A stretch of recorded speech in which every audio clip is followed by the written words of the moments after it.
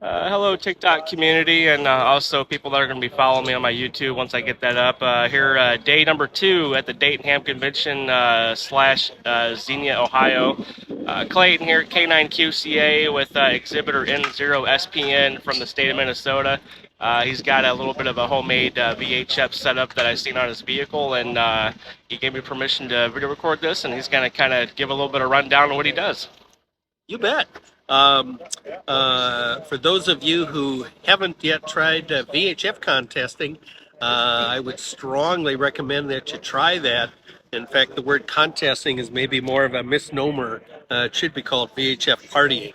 It's a whole lot different than HF contesting. It's way more relaxed and, for me, way more fun.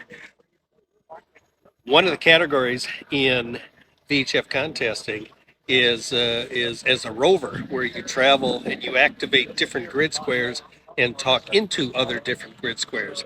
So I have one of the really big rover rigs that I've used in the past on a really big vehicle. Unfortunately, it only gets like about 10 miles a gallon.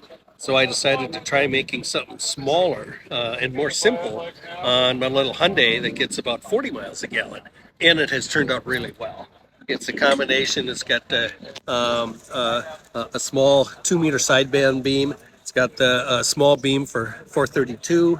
I've got a horizontal dipole for 6 meters, vertical dipole for 6 meters, 2-meter and 70 centimeter for FM, and also for 220. So, as one of the categories is called limited rover, which you're limited to the 4 lowest VHF bands: 6 meters, 2 meters, 70 centimeters, and 220. So this covers all of those for the limited rover category, and it's great fun. It's small and it's easy.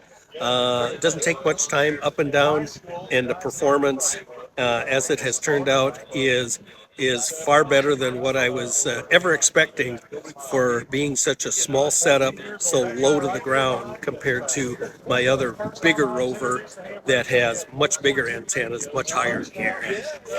We don't have much time left because we only have a 3-minute timer. Why don't you tell me a little about when did you first get licensed? Oh gosh, that would have been in the early '90s, and I progressed from a tech to general to extra.